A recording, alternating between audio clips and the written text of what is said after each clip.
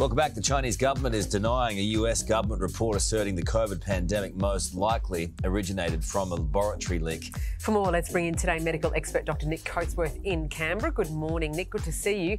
Now, in your opinion, did coronavirus come from a lab?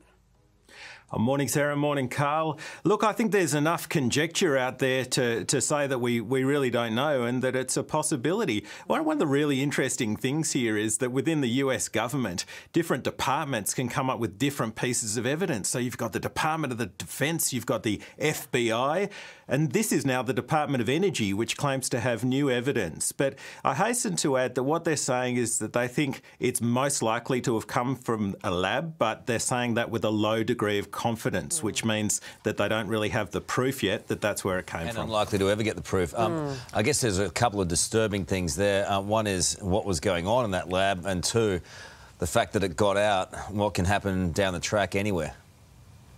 Well, that's right, Karl. I mean, I think it exemplifies the need for great lab processes, which of course we have in Australia, but it also exemplifies the need for global cooperation. I mean, if this did come from a lab, then it's the second time that China hasn't been transparent with information. SARS-CoV-1 did not come from a lab, but we didn't know about it for a long time because of the release of information was slow. And contrast that with the Cambodian government. They've had avian influenza this week, and they've been very forthcoming with the number of cases that they've had. So I think that's the sort of level of transparency that we need to hope for, but sadly lacking when you've got two superpowers conflicting over this evidence. Well, that's the problem, isn't it? I mean, we're unlikely to ever find out. I mean, how often does the truth come from China? So how do we know what to prevent next time? Well, that's right. And lest we're too harsh on the Chinese government, although obviously we do need to be harsh on them, it obviously doesn't help when they're being bashed by the US. The more they get bashed, the less likely they're to be forthcoming. But I agree with you. I think it's on China to tell us what actually happened, and I don't think we're going to find out in our lifetimes. And it's a problem for future pandemic preparedness. How are we supposed to be prepared when we don't get transparency? And that's it, isn't it? Dr. Nick Coatsworth, appreciate your time. Thank you so much. All right, it's coming up to 1:30. It's time for all the top of the news. Here is Boogie. Welcome back to the show. The Chinese government is rejecting a report from the US Department of Energy that COVID-19 most likely originated from a lab leak. We're joined by Warren Strobel, national security reporter at the Wall Street Journal, who broke this story. So good to see you, Warren. Thanks for your time this morning. Now, it's not surprising, of course, that the Chinese government is rejecting this assessment. No, not at all. They have sort of rejected any intimation that the lab leak theory has any sort of validity, and they've, hampered the investigation, I think, into this question.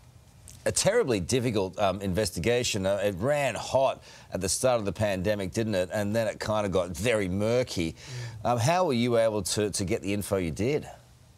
Well, it took a long time. It took us a couple of months to work on the story, to be honest. And, I should tell your listeners and your viewers that one major U.S. intelligence agency now believes the lab leak theory is most likely, but within U.S. intelligence agencies, which I cover as my beat, there's still a fair bit of division, as there is sort of globally, about where this pandemic began. Well, that is the problem, isn't it? There is really no definitive link to any particular theory, I guess, but the US Department of Energy and the FBI are pointing to this as the most likely. What evidence are they basing that on? I wish I could tell you that. We were told there was new intelligence that led them to change their views, but we're in the process of trying to find out what exactly that new information is. It's classified, but apparently it was enough to make them cause them to change their assessment. It can be also adding to those murky waters the fact that some of these things can become political as well as the health risks. But I guess if it's come from a lab, the worry is that it could happen again. Will there be any kind of accountability, do you reckon, for China? Yeah, I think that's, Karl, why this question is so important. It gets to how do you prevent future pandemics? How do you prepare for them? And I don't know in Australia, but certainly in the United States, this whole question has become highly politicized, polarizing, which in a way makes it even harder to get to an accurate answer. And wet markets definitely out. I mean, that was one of the early theories. Yeah, the wet market, everybody remembers in Hunan. The belief now is many scientists believe that was sort of a super spreader, community spread event, but was actually the site of the first infections. So again, as time goes by, the tale changes a little bit. And we're still looking into this, still digging into this. And just quickly, I guess, Warren, do you think that this will change any protocols, when we're talking about these experimental type labs?